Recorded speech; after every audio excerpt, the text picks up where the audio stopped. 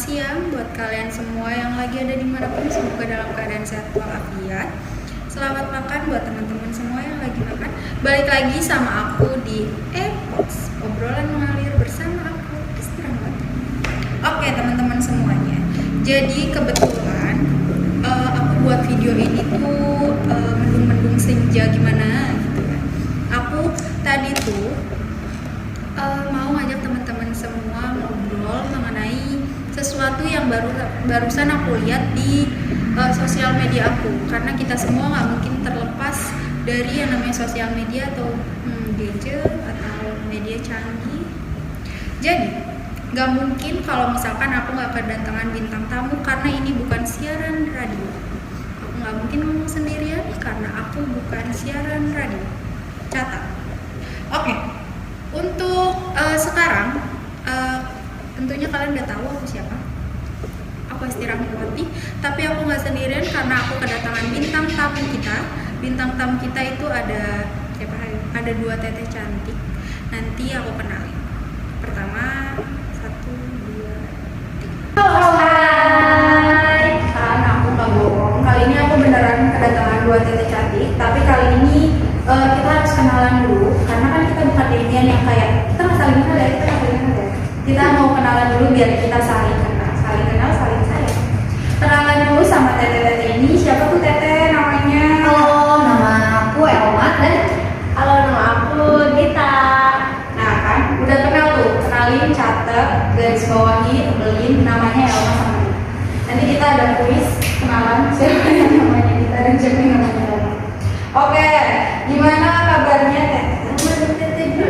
Baik sekali ya, aku gini aja, aku mengalami masa-masa sulit. Kalian bertiga mengalami masa sulit? Pasti. Mungkin kita pendem ya, kita menelan sendiri berusaha itu sepertinya. Kita harus jangan dipendem ya guys ya. Oke, kenalan udah. Terus kira-kira kita ngapain lagi ya? Ngapain ini di sini? Kita tuh mau bahas sesuatu yang mungkin menurut teman-teman ini udah banyak. Kalian main sosial media? Pasti. Apa? Sosial media? Instagram, TikTok, Twitter, Instagram udah nggak mungkin 24 jam itu tanpa 3 makhluk itu. 3 makhluk. Mesti punya semua orang. Iya. Boleh nanti boleh. Boleh. Nanti kita tulis Instagramnya Kakak Elma dan Kakak Dita. Tapi jangan di skip videonya, udah tahu, oke? Oke. Jadi aku mau cerita dulu. Tadi pagi itu ceritanya aku lagi scroll handphone, terus tiba-tiba nggak sengaja di explore aku ini sudah mulai banyak mengenai apa ya, kasus-kasus moral. Kasus moral ini yang tadinya explore IG aku tuh isinya kayak cipung, isinya ada cipung-cipung si gemes-gemes gitu. Tapi tiba-tiba aku dapat pemberitaan di explore kalau misalkan ada kasus moral yang sama menurut aku, kok bisa sih ada yang lakuin. Dan yang lakuinnya itu remaja ya guys, remaja sekolah ya benar. Remaja sekolah atau mungkin masa peralihan. Jadi aku undang TL sama Dita ini buat sama-sama ngobrol tentang, kita ngobrol santai aja. Sekalian kalau teman-teman punya pendapat atau punya saran atau mau berkomentar, itu boleh banget kalian komen nanti di bawah. Menurut kalian itu gimana? Jadi aku lihat tentang kasus, mungkin lewat juga di sebelumnya yang ada nenek-nenek yang ditendang di kuliahnya sama sekolah ya. Aku masih nggak tahu itu motifnya apa dan masih nggak ngerti kenapa ada orang yang ngelakuin itu.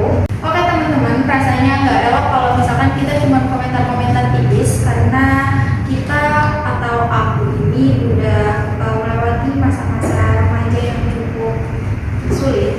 Jadi karena kita sudah menjadi mahasiswa, di mana kita ini katanya mahanya dari siswa-siswa, betul nggak? Pasti buat teman-teman yang baru pertama kuliah dengar itu dari kakak tingkat bahwa kita adalah mahanya siswa-siswa. Jadi kita boleh lah ya sedikit kita ngobrol-ngobrol tentang masalah yang ada di Indonesia, karena kita sebagai mahasiswa harus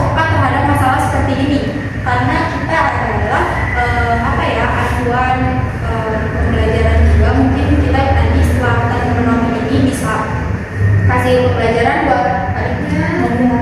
Siapa yang punya adik di sini? Nanti tolong disuruh nonton ini ya, biar ada pemahaman sedikit. Oke, aku mau tanya dulu nih. Kalau dari bintang tamu kita, menurut bintang tamu kita hari ini, gimana sih kalau kalian melihat kasus-kasus moral di Indonesia dulu deh? Di Indonesia gimana? Kalau menurut aku ya, masalah moral itu kan udah masalah yang sangat penting ya bagi setiap negara. Terus jadi mempengaruhi baik buruknya si suatu negara ini. Terus masalah ini juga kayak udah jadi hal krusial gitu, apalagi di Indonesia kan ya.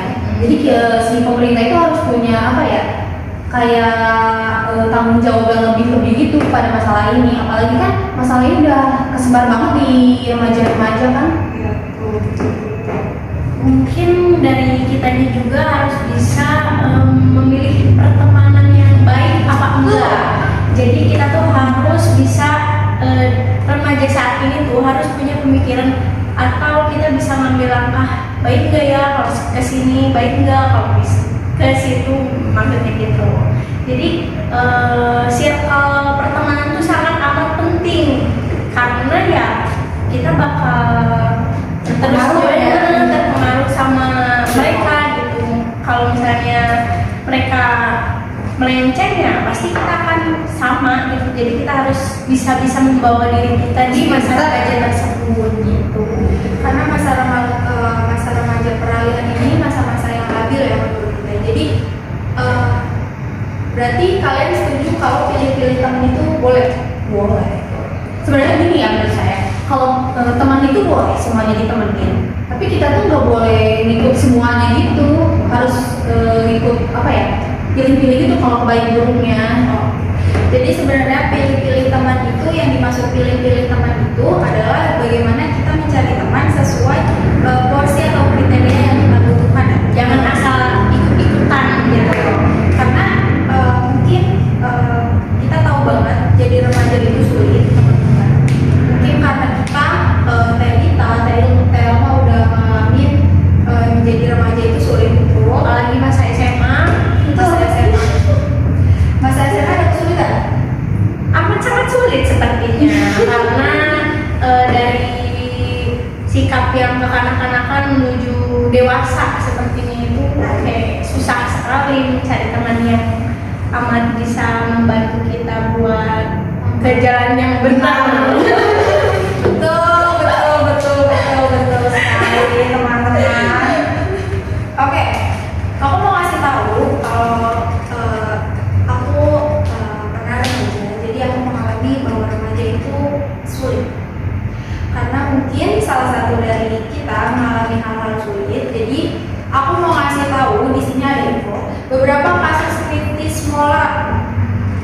beberapa kasus krisis moral yang terjadi di Indonesia, antara lain data KPAI menunjukkan bahwa tawuran pelajar 2018 lebih tinggi 1,1% dibandingkan tahun lalu. Terdapat 41 kasus atau 25,5% untuk kasus pelaku kekerasan di bullying. Jadi kita tahu banget bullying ini dalam persen itu tinggi ya, 25% itu bukan angka yang kecil. Mungkin kalau misalkan tawuran antar pelajar kita nggak menyepelekan, cuma kalau misalkan udah mengalami bullying itu tuh nggak cuma verbal atau Betul. mungkin tanpa sadar kita pernah komen di TikTok, Instagram itu juga kan Termasuk bullying juga ya. kesadaran itu nggak sadar. Jadi kita perlu tahu kalau misalkan bullying itu nggak cuma dari tindakan kita.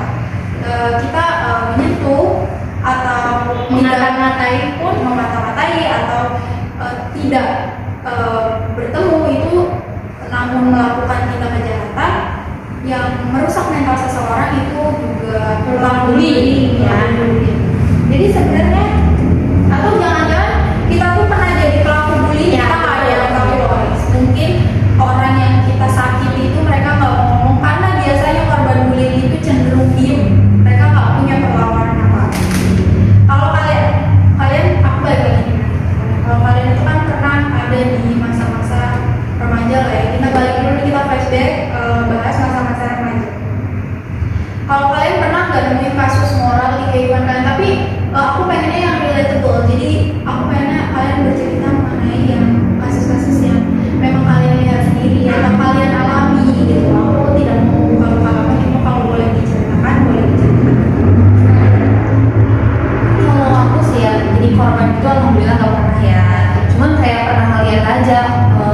di sekolah itu bully, tapi si korban itu emang gini aja karena kan hati mereka gak ada yang tahu ya hati mereka gimana, kayak ngatarin, kayak rasis, kayak itu kan udah termasuk bully. Mungkin sindir menyindir juga termasuk ya Teh ya. Terus kayak ada obrak-obrakan Iya, betul. Apalagi cutting ya. kita banyak ya, mungkin kita Jadi mana sih ini ya? kalau nanti ini kayak api-api ya para editor. Oke, aku mau nambahin sedikit. Ini cerita pengalaman aku flashback. Aku pernah menjadi duta hukum di SMA aku. Dari menjadi duta hukum ini keren banget. Ya, Siaman. menjadi duta hukum ini bukan serta-merta kita menjadi orang yang paling benar. Jadi ada sekolahku ada yang namanya Forum Pelajar Sadar Hukum. Di situ kita menjadi jalan tengah untuk siswa-siswa yang mungkin mengalami kesulitan dalam menjalankan kehidupannya. Di sekolahnya mungkin ya. Betul. Mungkin diem, mungkin nggak berani buat Iya. ngungkapin gitu. Jadi di forum itu aku sama teman-teman lainnya itu mencoba untuk mencari tahu apakah di sekolahku itu ada kasus moral atau enggak seperti yang lagi kita bahas ini. Ternyata ada. Saat aku lagi menuju pergantian masa jabatan, aku mencoba mencari tahu atau mencari informasi. Ternyata ada salah satu, aku tidak sebutkan namanya dan pasti tidak akan aku sebutkan namanya. Ada salah satu ada dekat aku yang dia mendekat ke aku. Dia bercerita bahwa dia adalah salah satu korban bullying sejak SD atau SMP aku lupa. Ya. Dan aku mencoba mencari tahu lebih jelas sebenarnya apa yang membuat dia diperlakukan tidak dimanusiakan. Iya. Terus gimana? Terus apa katanya Teh? Dia cuma bilang kalau menjadi dia itu sulit. Dia cuma pengen merasakan jadi manusia normal pada umumnya, cuma mungkin teman-temannya merasa kalau dia itu tidak sama seperti teman-teman yang lain. Apa karena perbedaan ekonomi kah? Oh, mungkin bukan perbedaan ekonomi karena adik kelasku ini salah satu yang pindah-pindah sekolahnya. Jadi jadi dia untuk bersosialisasi lagi dia butuh waktu. Iya. Nah, hal itu yang menyebabkan mungkin dia menjadi agak diam. Iya. Nah, diamnya itu menjadi senjata untuk teman-temannya lain melakukan tindak kejahatan. Aku menyarankan untuk forumku merekrut adik kelasku ini karena dalam sebuah forum itu kita nggak perlu semua memberantas. Maksudnya dalam forumku aku ingin ada orang yang memang dia mengalami hal itu, jadi dia merasa tidak dimanusiakan, dia ada layaknya seperti anak-anak pada umumnya. Jadi karena itu aku pengen dia merasa dilindungi dari forum. Nah itu sih mungkin cerita dari aku ya, karena akhirnya alhamdulillah dia bisa kemudian karena merasa dilindungi oleh sekarang teman-temannya yang baru ini dari forum-forum ini, jadi dia akhirnya bisa lebih leluasa dan menikmati hidupnya. Karena sedih kalau dengar ceritanya langsung, mungkin nanti kita bisa ketemu atau ngobrol bareng ya sama dua orang ini ya. Nah, aku udah bercerita tentang temanku atau adik kelasku ini. Aku biar ngobrolin videonya dan mungkin misalnya nggak yang mau diucapin atau kita mau nonton video dulu. Karena aku belum boleh deh biar nggak bosan ya.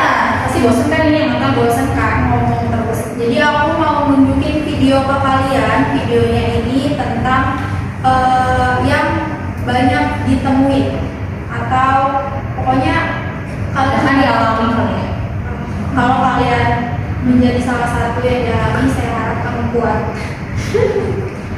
Karena oh iya teman-teman, kenapa di kelasku ini nggak bercerita ke orang? Karena saat ini masih banyak orang yang menyalahkan korban.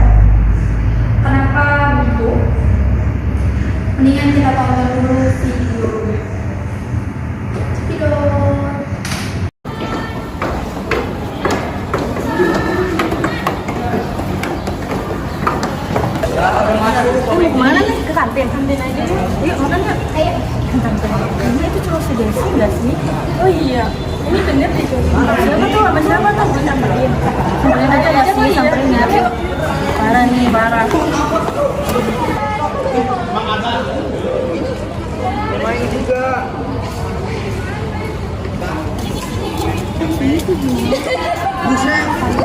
Lo ngapain? Kenapa? Gue cuma belajar doang. Lo anak baru?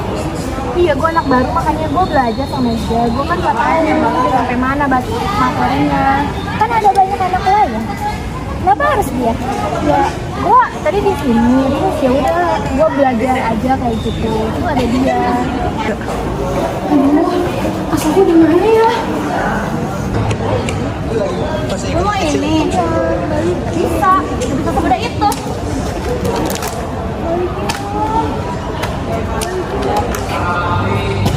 Makan tuh tas. Makan tuh tas.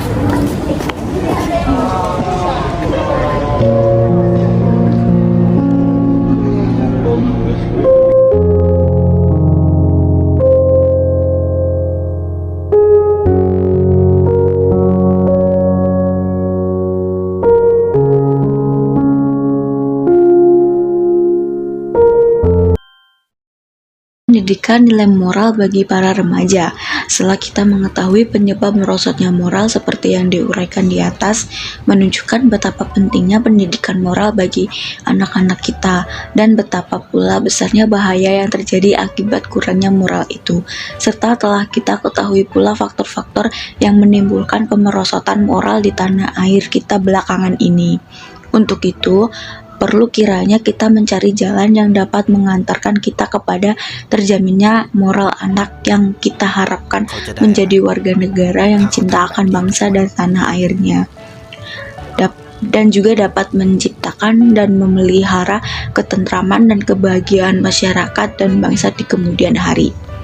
Sehubungan dengan itu, maka pendidikan nilai moral harus diintensifkan dan perlu dilaksanakan serentak di rumah tangga, sekolah, dan masyarakat. Adapun model-model yang bisa dilaksanakan untuk pendidikan nilai moral tersebut sebagai berikut. Nilai moral dalam keluarga.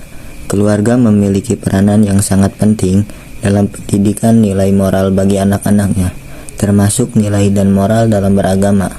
Keluarga mempunyai fungsi religius, artinya keluarga berkewajiban memperkenalkan dan mengajak anak dan anggota keluarga lainnya kepada kehidupan beragama. Untuk melaksanakannya, orang tua sebagai tokoh inti dalam keluarga itu terlebih dahulu harus menciptakan iklim religius dalam keluarga itu yang dapat dihayati seluruh anggotanya, terutama anak-anaknya. Model pendidikan nilai moral yang dapat diberikan kepada anak-anak dalam keluarga adalah sebagai berikut.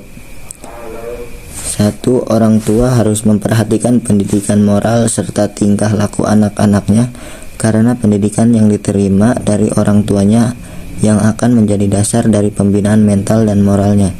Jangan sampai orang tua membiarkan pertumbuhan anaknya berjalan tanpa bimbingan atau diserahkan saja kepada guru di sekolah. 2. Pendidikan nilai moral di sekolah. Sekolah merupakan tempat yang sangat penting dalam pembinaan moral anak setelah keluarga. Guru di sekolah merupakan orang tua kedua setelah ibu bapak dalam keluarga. Model pendidikan nilai moral yang dapat dilaksanakan di sekolah yaitu sebagai berikut. A. Hendaknya dapat diusahakan supaya sekolah menjadi lapangan yang baik bagi pertumbuhan dan perkembangan mental dan moral anak didik. Di samping tempat pemberian pengetahuan, pendidikan keterampilan dan pengembangan bakat dan kecerdasan. Dengan kata lain, supaya sekolah merupakan lapangan sosial di mana pertumbuhan mental, moral, sosial, dan segala aspek kepribadian dapat tumbuh dan berkembang dengan baik. B. Pendidikan agama harus dilakukan secara intensif, ilmu dan amal supaya dapat dirasakan oleh anak didik di sekolah. Karena apabila pendidikan agama diabaikan atau diremehkan oleh sekolah, maka didikan agama yang diterimanya di rumah tidak akan berkembang, bahkan mungkin terhalang.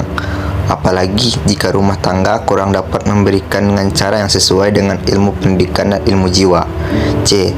Hendaknya segala sesuatu yang berhubungan dengan pendidikan dan pengajaran, guru, pegawai, buku, peraturan, dan alat-alat dapat membawa anak didik kepada pembinaan mental yang sehat, moral yang tinggi, dan pengembangan bakat sehingga anak itu dapat lega dan tenang dalam pertumbuhan dan jiwanya tidak goncang. Kegoncangan jiwa dapat menyebabkan mudah terpengaruh oleh tingkah laku yang kurang baik.